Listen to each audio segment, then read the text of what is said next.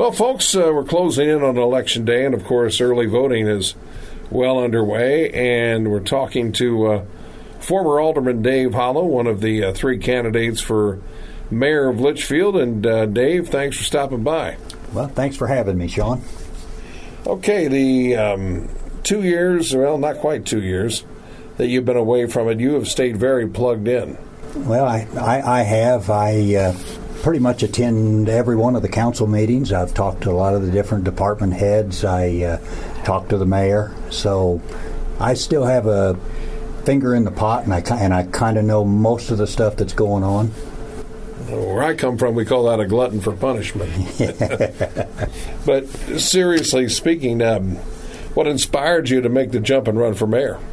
When I first ran for alderman, my whole deal for that was I was interested in the economic development, and basically I didn't even know it was economic development at that time. I was looking at how many kids had graduated from high school with me, and after that all had to leave town in order to find a decent job, and that's what I was interested in, was creating jobs. And then I was basically clued in that I was interested in economic development, and so we did do a good job of creating jobs over the past 12, 14 years, and probably somewhat before I was even involved in it. But there's a lot more to economic development than just creating jobs. Along with economic development, it's a way of life. You've got to not only have jobs, but you've got to have housing for people to live in. You have to have entertainment opportunities for people. You know, when they're not working, they want something to do. You have to have recreation for people. And I mean, they even look at school districts whenever they are looking at moving to town to accept a job. They want decent school districts, and I know the city has partnered up with the school district on some different opportunities, and so even though we've come a long way with a lot of that stuff, there's still a ways to go, and I would like for my grandkids and my great-grandkids not to have to move away. I would like for them to be able to stay in Litchfield and earn a decent living.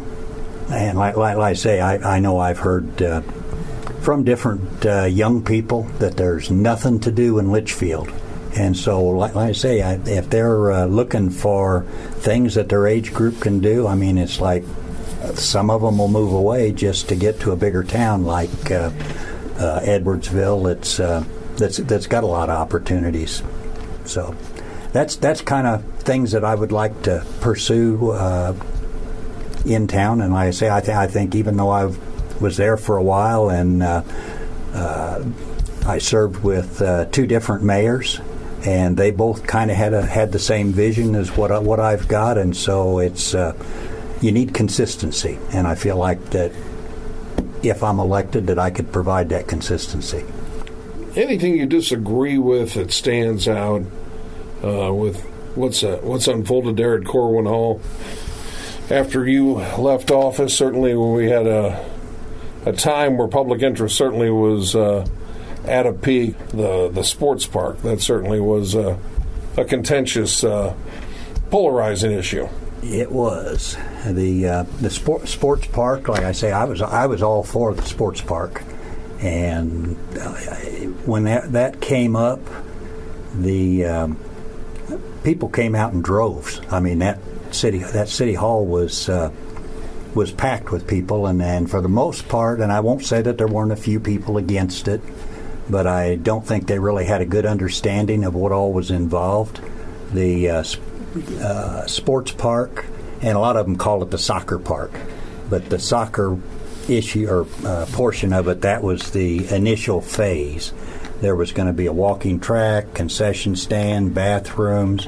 There was going to be future development for baseball fields, and partially the reason for doing it in phases is because we always work with grant money. We try to leverage the amount of money that the city puts in with money that's just given to us. I mean, a grant, you hear that grant word all the time, and it's basically, you might as well say it's like a coupon. We go out to eat sometimes in Litchfield, and a lot of times my wife collects coupons, and it's a deal where you buy one, you get one free, or you get half off of one. And I said, it's leveraging your own personal money, and that's what the city has done as far as applying for grants and getting. I'm kind of going down a rabbit trail here, but getting back to the sports park, there was a grant involved in developing the park.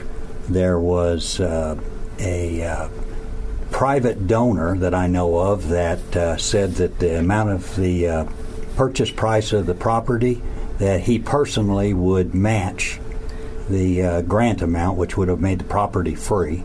Kind of what isn't known, but this was a deal that, I mean, it had been worked on for years. It's a lot of times, when you're applying for the grants and you're negotiating for property and stuff, it runs into a lot of time. And so this had run into a lot of time.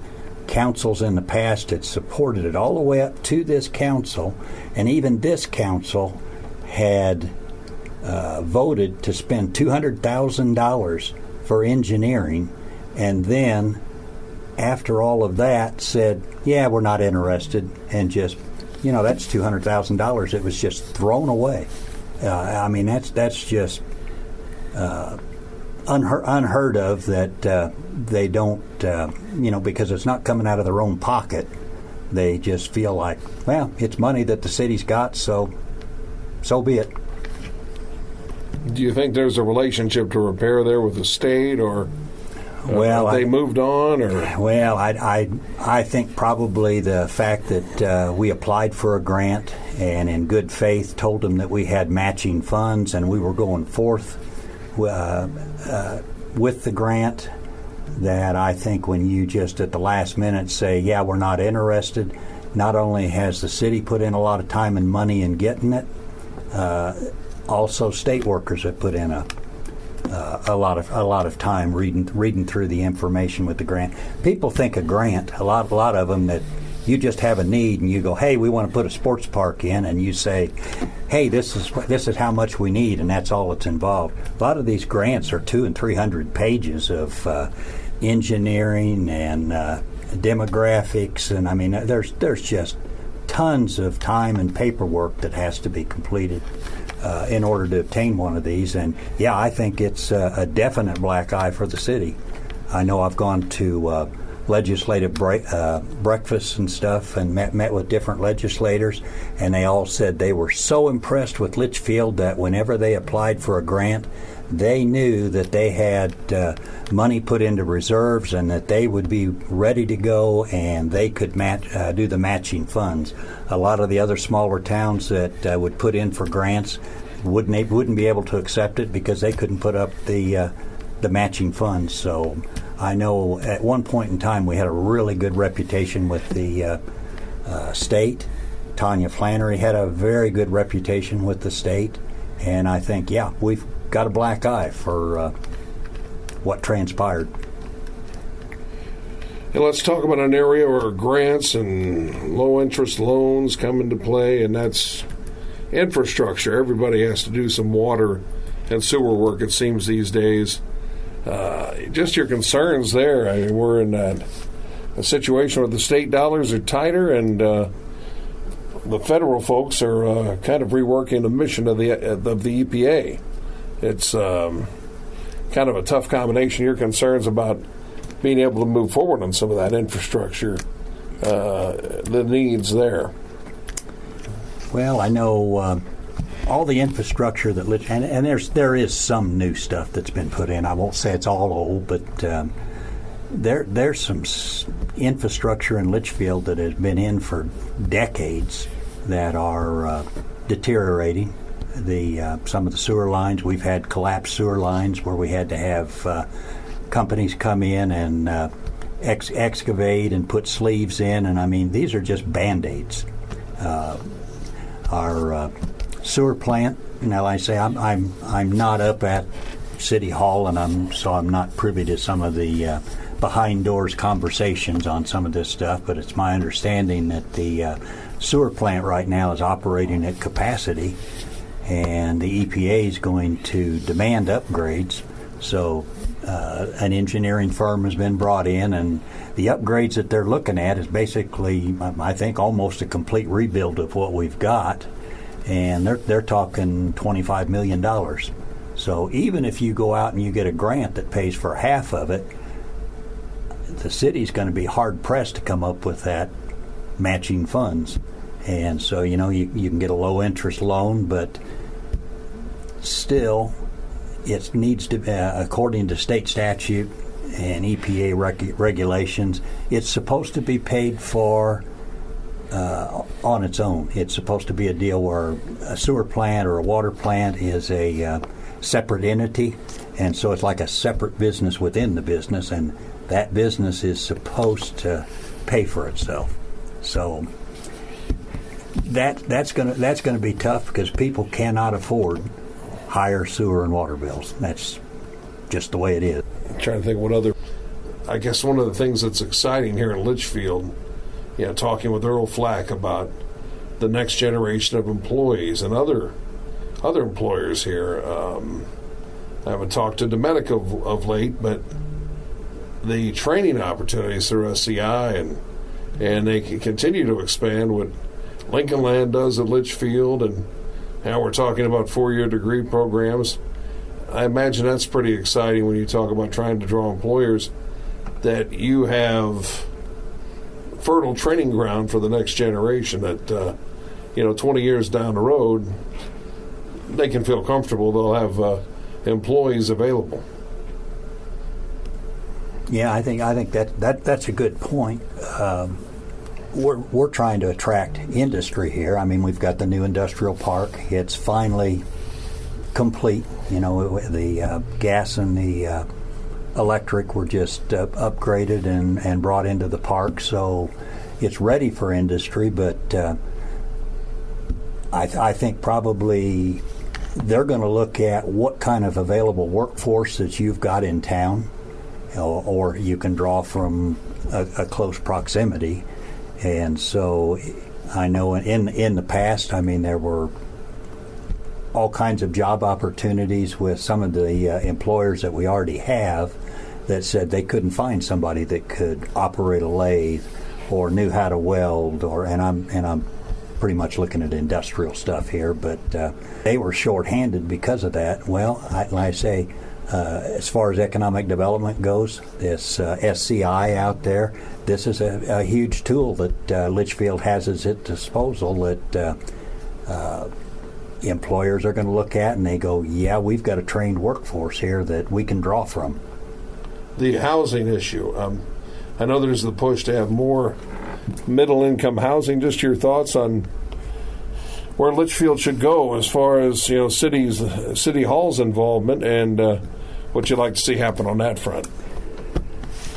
Well, I personally think that the city needs to do some incentives for some builders, and I brought this up at one of the City Hall meetings. I done public participation, which you got 3 minutes, so you can't lay out a huge plan. But I told them that it's like the city's got a pretty expensive building permit that you have to get. And yes, that helps pay for the building inspector, but in my opinion, the building inspector is a service that's provided to the city so that the housing and the construction is up to standards. And so the city shouldn't just be saying, well, we've got to pay for that by charging the fees. I think the fees need to be lowered. I think you could work with builders as far as tap-on fees for utilities. You could work with them. I say I have to pay a minimum charge on a house that I just constructed for water and sewer of $60 a month. Okay, well, I probably, maybe use 10 gallons of water a month, but just little things that the city can do that say, hey, we're interested in you coming here and building. I think that's what needs to happen. I know the city just recently has worked with a developer, and I do not agree with what they did. And I also brought that up at public participation. There's a developer that's going to develop 46 lots out on the Clark Street extension, which is great. And I think there were some other alternatives the city could have done other than just give him $3.2 million to come to town and do this with no payback to the city other than property taxes as the houses are built. What he's talking about building is housing that is going to be in the neighborhood of $350,000 per house. And I don't really think that that's addressing the housing needs that the residents of Litchfield's got. I think that's probably too expensive for a lot of people to be able to afford. I think something a little more middle class is what the city needs. And I think that $3.2 million, if they would have done sort of some sort of an incentive that would have, say, paid a portion of building a house for a resident that was just based on a square foot price. I think there's different ways that we can promote housing other than just giving an out-of-town developer $3.2 million out of the city coffers. I know you expressed concerns about the sales tax, 9.5 up there, and the number of people, the percentage of people living below the poverty line. I know a lot of folks will say, "Hey, the sales tax, we're getting to boost them out of town," but you had some concern about the ability of folks. Well, I think there's a lot of people that live paycheck to paycheck, and so it's increasing the sales tax to 9.25% is, it's not an astronomical raise, but it all figures back into what people are bringing home, how much extra that they've got to pay if they go to Walmart, go to Rural King. So I think that the city could be a little wiser with their money and not put that burden on people. I know one of the reasons they said was the TIF is going to be expiring, and the TIF fund is what they're using for a lot of the infrastructure improvements. But that TIF doesn't expire for 9 more years. So to just place this burden on people at this point in time, I think it was premature. Oh, let's see here. We've got, I was trying to think of other economic development priorities. What would you like to see, anything you'd like to see grow as far as a business sector where you see a little room for growth? Or what would you like to see come to fruition after 4 or 8 years or whatever? And that's almost too generic. I'll just hop back and, let's just talk about your day job and how that has certainly helped you understand. It's kind of intimidating for the average person to walk into a city council seat and look at schematics and complicated stuff where it almost takes a professional on occasion in that field of endeavor. How has your work helped you from day one as an alderman as you run for mayor? Well, I've always kind of interacted with the public. I've had to meet one-on-one with people, and like I say, as far as me being a builder, it's like you have people that they've got specific needs, and they want to make sure you understand their specific needs. And one of the things I found out really early as a builder is when you're working on somebody's property, you're doing a project for them, that's the most important thing in their life, and they want you to understand that, and they want it to be the most important thing in your life. That's kind of one of the things I've learned as a builder, but when you start talking about being able to go in and and sit down and solve these problems, one of the things that work is the fact that you've got good people already in place that are working, that are experts in their field. I mean, we've got an excellent police chief, we've got an excellent fire chief, we've got an excellent street department supervisor. I mean, and I'm I don't want to leave anybody out, but the supervisors that are in place today, I mean, it's like they're tops.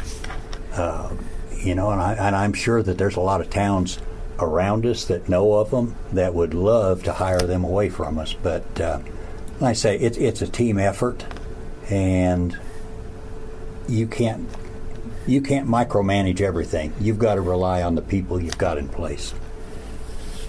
Well, any final thoughts that you'd like to pass along to the voters about what you bring to the table, or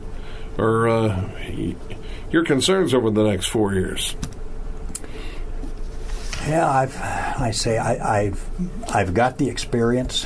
I've put a lot of time in. I put a lot more time in on the alderman job than what I actually had to. I mean, I've attended a lot of extra meetings with the county, with other towns. I've taken off work, and I've made a 4-hour trip to talk with the CEO of a factory that was interested in moving to Litchfield. And I didn't do that alone. I accompanied the economic development director and the mayor, and so I can't say I've done that alone, but I've put a lot of time in on extra stuff. I've chaired ad hoc committees with the fire department, with the lake, and so I think the experience that I've got is going to come into play as far as being able to continue to move Litchfield forward.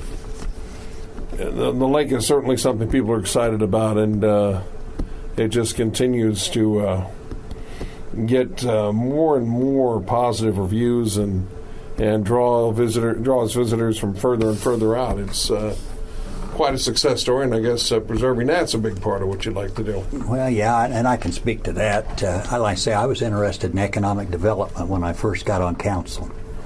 Okay, the mayor came to me and he said he needed somebody over the lake, and he still gives me a hard time because I told him I wanted to do something where I was going to be involved, and nothing happened at the lake. And in the past, any time that the budget needed to be balanced and there was an issue, they would cut money from the lake in order to balance the budget.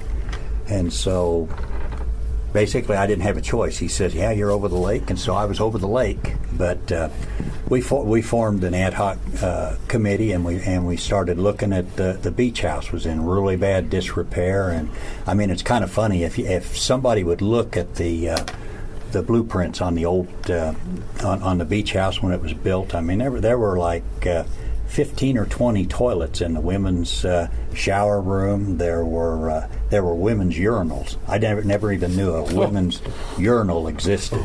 Wow. The guys had like 15 or 20 urinals, and then 5 or 6 toilets. I mean, so it was all spread out over the entire beach house.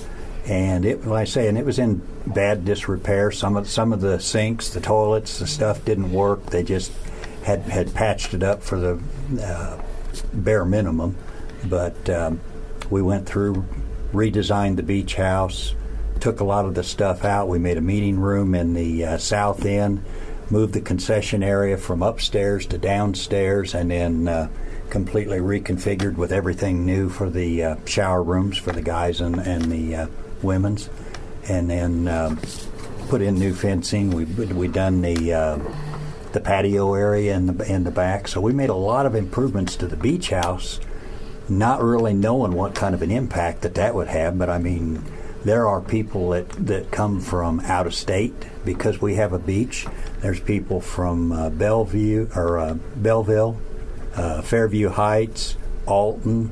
I mean, this is a big deal to a lot of the people in surrounding cities, and a lot of Litchfield people don't even know that. But that was an improvement that we made. We've done riprap in several areas. We couldn't get money for dredging. There was no grants available for that, so we did a kind of a backdoor way of getting that done. We lowered the level of the lake 6 feet, and then we had 11,000 cubic yards of silt dug out and hauled out that we called it an in-lake silt basin. We have built a silt basin up on 16th Avenue that keeps all the silt from going into the Solar Circle area up there, which that has had silt. I mean, that has silted in really bad. The engineers, I believe, and I'm going from memory, but I believe it was, they said that there was the equivalent of 110 dump trucks a year being dumped into the lake just from the silt that was coming down that one ravine. And so we did build the silt basin and have it backed up. If you go down 16th Avenue, you can see the little pond on the left-hand side. But all of this, we got grants for everything. Well, yeah, I think we did have grants for all the improvements that we did, but it all takes matching funds, which brings up Eagle Ridge. You know, I've heard a lot of people say, "Oh, well, the city never should have put that kind of money in there. They should have used that money for roads." But the money was borrowed at the bank to put it in. We spent $1.6 million to develop 41 lots up there, which is city-owned. The city has sold leases of, I believe we've sold leases on 6 lots now, and we've recouped $1.1 million already in that, so it's very close to being paid for. And the idea there was, once all of the leases are sold, that it will amount to what we're hoping is around $2 million that could be used to put back into lake sustainability as matching funds for grants. So that was just an idea how we could put money into the lake and taxpayers wouldn't be on the hook for it. Just a couple more and a wrap up here, but your thoughts on tourism? Next year's a big year for the 66 people, and just what do you hope to capitalize on there? The hotels seem to be doing well, and the restaurants, the ones that are open on Monday nights, like I see crowds on a Monday, and it seems like that lodging, travel lodging, that's holding up pretty well. Yeah, the Route 66 is a big thing. I mean, it's like when I was growing up, we had Route 66, and it was just Route 66. It's like Interstate 55. I wouldn't have thought that it would have been the big deal that it is. But I mean, there's people from other countries that are coming and they're renting. Well, I know, like, you can rent a motorcycle in Chicago, and then you can drive that motorcycle all the way down the entire old Route 66 and leave your motorcycle where it ends, and then not sure what all they're going to have for the celebrations, but I know they're putting some money into it, and they're going to do it up big, and I think there's going to be a lot of tourism that's going to want to run the route. We've got the Ariston. That's a big attraction for all of the Route 66 people. We've got the museum out there that I know a lot of people stop in and view it. I'm not sure, not really being involved in that part of it, how much celebration stuff's going to be involved in it. Any thoughts on animal control? It seems to be the issue that never quite goes away. Yeah, I know that's a big issue with the city right now, but I'm around town a lot, just during the daytime. I mean, it's because of my job. I'm not locked into an office, and so I don't see a lot of loose animals running around during the day. So I don't really think it's as big an issue as what it's trying to be blown up into. I think there probably are some issues that arrive sometimes, but I think it's more from people that get home from work. They let their dogs out to go to the bathroom and they don't pay attention. I think probably what needs to go on is what's going on right now. I know Kenny Riker spoke at the last council meeting, and he said that his officers are paying attention. They are finding the owners of these animals that are running loose, and they're writing citations. I think it needs to be more of a deal that the owners need to be responsible for what's going on with their animals. And I know, I don't believe that there's actually a contract for the city to sign. I know that's been thrown out by a couple of aldermen, that the city's just not signing a contract. I think there are proposals that are put into place. What do you think of this? And I know area mayors have been getting together as a group, and they've been talking about it. And I think it's a deal where, they're talking back and forth with the county. County needs to have money to operate animal control. I know, according to state statutes, they're required to provide it. But they're like everybody else. They're trying to balance their budget. And I think the municipalities are willing to say, hey, we'll help with some fees, but they want it to be something equitable, and they want to know exactly what's provided. And I know there's been things brought up of what if there's a dog out and it's there's a phone call put in to come pick it up. If they come over and they can't find the dog, do you still get paid, or do you still get charged that $250, or is it only if they pick up the dog? So I mean, there's a lot of issues out there, and here again, I think to do something radical like what the some of the councilmen are wanting to do is to just sign a contract, not have details in place. They wouldn't do it if they were spending their own money and didn't have all the details in place. I think it needs to be a deal where they are responsible with city funds, and I don't think just signing an agreement that doesn't have things cut and dried as to what's being provided, when it's being provided, and what the cost is. I think that's irresponsible. Sign ordinance, certainly there's been some hay made about that, and I know at least what I've seen, it looks like you've focused on quantity more than anything. Just any concerns about that? That's a loaded question, Sean. Yeah.